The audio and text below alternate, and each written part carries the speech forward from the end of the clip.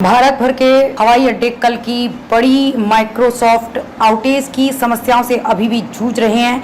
हालांकि शुक्रवार की अराजक स्थिति के बाद से स्थिति में काफी सुधार हुआ है, लेकिन यात्रियों को चुनौतियों का सामना करना पड़ रहा है, खासकर दिल्ली इंदिरा गांधी अंतर्राष्ट्रीय हवाई अड्डे पर। दिल्ली के IGI हवाई अड्डे के टर्मिनल 3 पर यात्रियों को आज कुछ सुधार देखने को मिला, लेकिन कुछ समस्याएं अभी भी बनी हुई हैं।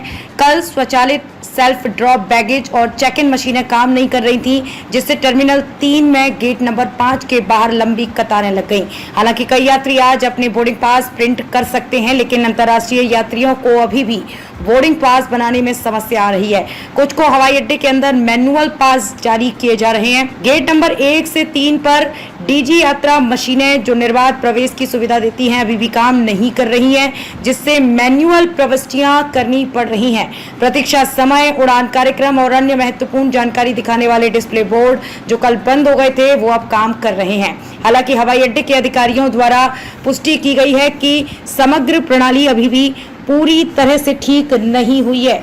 मुंबई के छत्रपति शिवाजी महाराज अंतर्राष्ट्रीय हवाई अड्डे का प्रदर्शन दिल्ली और बेंगलुरु के हवाई अड्डों से बेहतर रहा। हालांकि लंबी कतारें देखी गई, लेकिन आज परिचालन अधिक सुचारू रूप से चल रहा है। फिर भी आज सुबह 2 उड़ानें, एक वाराणसी और एक कोच्चि के लिए रद्द कर दी गई और कई अंतर्राष्ट्रीय उड़ानों को पुनः निर्धारित किया गया। ये कल की तुलना में सुधार है, जब इंडिगो द्वारा संचालित 9 घरेलू उड़ानें रद्द कर दी गई थी। इंडिगो ने आज संभावित रद्दीकरण की चेतावनी दी है, लेकिन आशा व्यक्त की है कि कल की बाधा दोहराई नहीं जाएगी, क्योंकि आज माइक्रोसॉफ्ट आउटेज की रिपोर्ट नहीं की गई है। वैश्विक आउटेज। वैश्विक साइबर सुरक्षा फर्म क्राउड स्ट्राइक द्वारा अपडेट के कारण आउटेज ने दुनिया भर में माइक्रोसॉफ्ट के विंडोज सिस्टम को बाधित कर दिया, जिससे वित्तीय संस्थान, एयरलाइंस, अस्पताल और मीडिया चैनल प्रभावित हुए। भारत में इसने एयरलाइन चेक इन सिस्टम को क्रैश कर दिया, जिससे देरी हुई और दर्जनों उड़ानें रद्द हो गईं। अकेले इंडिगो ने लगभग 200 उड़ानें रद्द कर दी और सैकड़ों और देरी से चली, क्योंकि मैनुअल चेक इन प्रक्रियाओं ने प्रक्रिया को काफी धीमा कर दिया।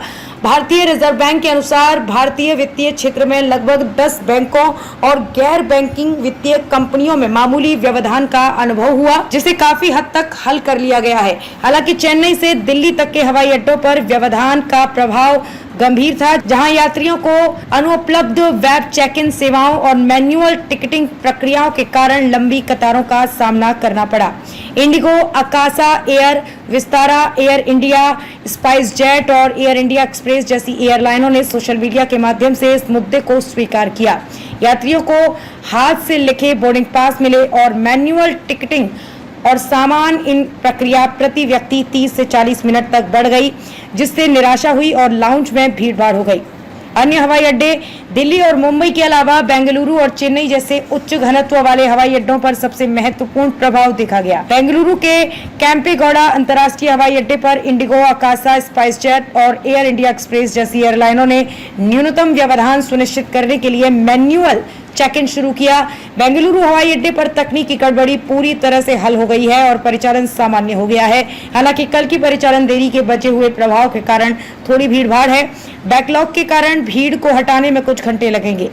हैदराबाद के राजीव गांधी अंतर्राष्ट्रीय हवाई अड्डे पर विशाखापत्तनम, तिरुपति, अहमदाबाद और बेंगलुरु के लिए इंडिगो की उड़ानों सहित 23 उड़ानें रद्द की गई। मंत्री स्तरीय आश्वासन। केंद्रीय नागरिक उड्डयन मंत्री राममोहन नायडू ने आश्वासन दिया है कि मंत्रालय और भारतीय विमानपत्तन प्राधिकरण व्यवधान को कम करने के लिए मैनुअल तरीकों का उपयोग करके स्थिति का प्रबंधन कर रहे हैं। सूचना प्रौद्योगिकी मंत्री अश्विनी वैष्णव ने पुष्टि की है, आउटेज का कारण पहचान लिया गया है और समस्या को हल करने के लिए अपडेट जारी किए गए हैं। विमानन मंत्रालय के अनुसार देश भर के हवाई अड्डों पर सिस्टम आज सुबह 3 बजे से सामान्य रूप से काम करना शुरू कर दिया। मंत्रालय ने एक बयान में कहा, आज दोपहर तक हम उम्मीद करते हैं कि सभी मुद्दे हल हो जाएंगे।